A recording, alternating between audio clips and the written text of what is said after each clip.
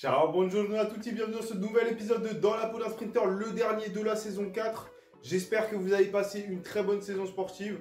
On arrive à la fin. Alors tout d'abord, je tenais à vous remercier car on a passé la barre des 700 abonnés sur la chaîne. On a gagné plus de 300 abonnés en une semaine. En particulier grâce à la vidéo qu'on a fait avec Lucas Studio, je vous invite à aller la voir sur sa chaîne. Et également grâce à la percée qu'on a fait sur TikTok avec le journal du sprinter. Donc surtout n'oubliez pas d'aller me suivre sur Instagram et TikTok, ça me donne de la force. Et comme vous le voyez, ça nous permet d'agrandir la communauté. Comme vous le savez, du coup, ces 2 dernières semaines, on s'est énormément entraîné pour être prêt pour les championnats de France Open. Tout le monde était en vacances. Moi, je suis resté à me préparer pour être au maximum et pouvoir battre mes records. Malheureusement, les vacances ont été appliquées à tout le monde, donc j'ai pas eu trop mon mot à dire et je n'ai pas pu participer donc et être engagé aux Open de France. Et comme l'année dernière, c'est une grosse déception. Mais bon, malheureusement, j'ai dû me plier au choix des coachs. On reprendra le travail dès cet hiver, mais je pense qu'il va y avoir pas mal de changements. Cette vidéo est donc un petit récapitulatif également pour les nouveaux abonnés qui ne connaissent pas encore exactement ce que je fais. On va suivre mon évolution sur 100 et 200 mètres tout au long de la saison et voir un petit peu là où on va pouvoir se projeter pour l'année prochaine. N'hésitez pas à me marquer en commentaire les temps que vous avez fait, si vous êtes satisfait et ce que vous visez pour l'année prochaine.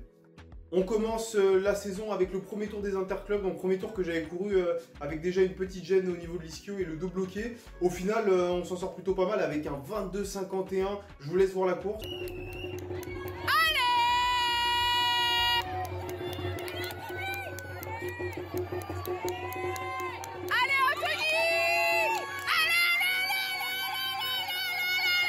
On améliore notre record de quasi 3 dixièmes, ce qui est énorme et surtout que je n'étais pas dans des conditions qui étaient parfaites. J'ai couru pour compléter tout l'effectif du club, mais malheureusement je pense que cela a entraîné le fait que je traîne des douleurs tout au long de la saison. C'est le jeu, mais en tout cas un record battu et de grosses attentes pour toute la saison. Ensuite on se retrouve au deuxième tour des interclubs, le 100 mètres que je cours au final en 10,85. Donc là je bats mon record d'1 dixième. Alors sur cette course malheureusement j'ai quelques regrets parce que sur la fin de course je pense que je peux en mettre un petit peu plus.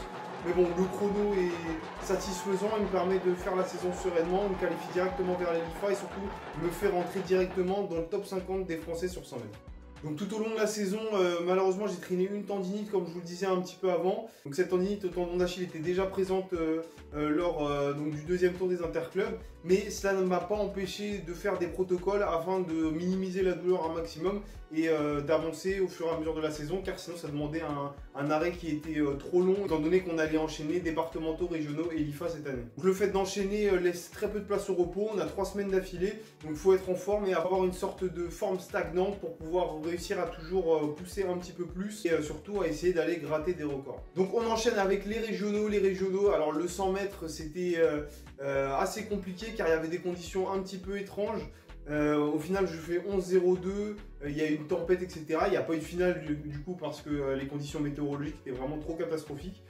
Et derrière, le lendemain, le 200 mètres, je ne cours que la série étant donné que j'avais mes douleurs au niveau du talon. Donc le but c'était de tout donner sur une course et de voir ce qu'on pouvait faire au maximum. Au final, très belle montée en puissance étant donné que je réalise un 22,30 avec un virage très contrôlé. Mais derrière, une dernière ligne droite qui, on verra tout au long de la saison, a été plutôt très bonne. Derrière les régionaux terminés, on a les LIFA en ligne de mire. Donc les LIFA, c'est vraiment l'élite du sprint en Ile-de-France. C'est le moment où il faut être prêt, surtout qu'on court à Montgeron, une piste qui est plutôt rapide. Là, moi, j'ai pour objectif de courir 100 mètres série finale, 200 mètres série finale. Arrivé le premier jour, le 100 mètres, la série en 10,88. Un départ énorme. Malheureusement, je me traîne un petit peu sur la fin de course, comme vous pouvez le voir sur la vidéo. Un petit problème dans l'enchaînement au final qui va me suivre aussi tout au long de la saison. Je vais pas réussir à le régler correctement. Au niveau de la poussée ça peut aller, mais au niveau du moment où je dois me relever et bloquer mon bassin, toujours cette perte de vitesse qu'il faudra corriger l'année prochaine si je veux absolument faire des records sur 60 mètres. Contrairement à la série, comme vous avez pu le voir sur la vidéo, la finale malheureusement est l'inverse. Donc c'est à dire que je prends un départ qui est catastrophique, mais derrière je m'emploie pour remonter au maximum et c'est un 10,86 qui me permet de me rapprocher de mon record. Malheureusement le record n'est pas battu. Deuxième jour des LIFA, on enchaîne sur le 200 mètres. Le soir, bien sûr, beaucoup de soins pour essayer de reposer au maximum mon talon et que le lendemain il soit opérationnel. Et du coup, on enchaîne avec la série du 200 mètres. Donc la série du 200 mètres, on se retrouve à un très bon couloir et je vous laisse voir la courbe.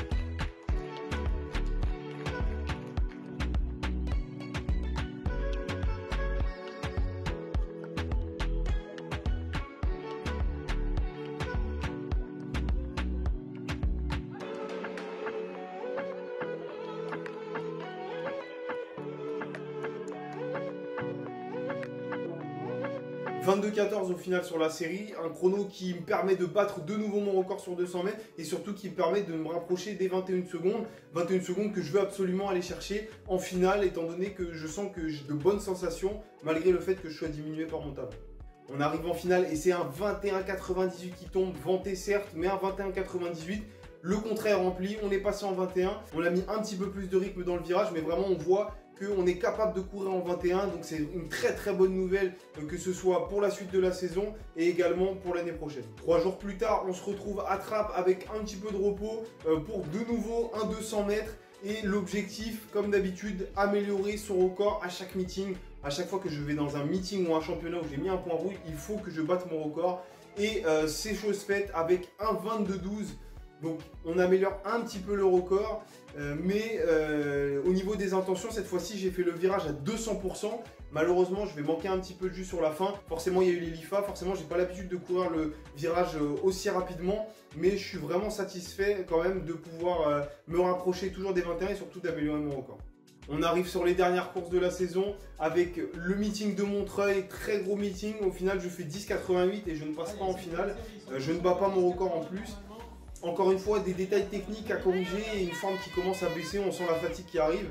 Avec des répétitions, étant donné qu'on avait les Open en ligne de mire, le but c'était surtout de faire de la forme, de faire des grosses courses contre des adversaires qui sont très forts.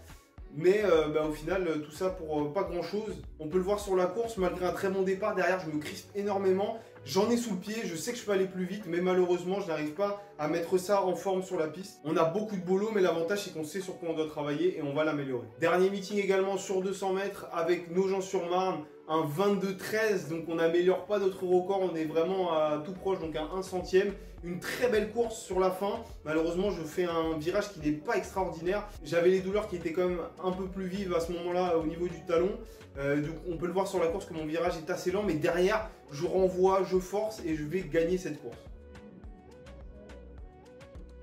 Une saison au final qui aura été très condensée, mais très lourde au niveau de l'influx. On l'aura géré comme on peut, on va dire, avec des records qui sont tombés, mais je reste quand même un petit peu sur ma faim car je pense que j'aurais pu faire un mieux à droite à gauche.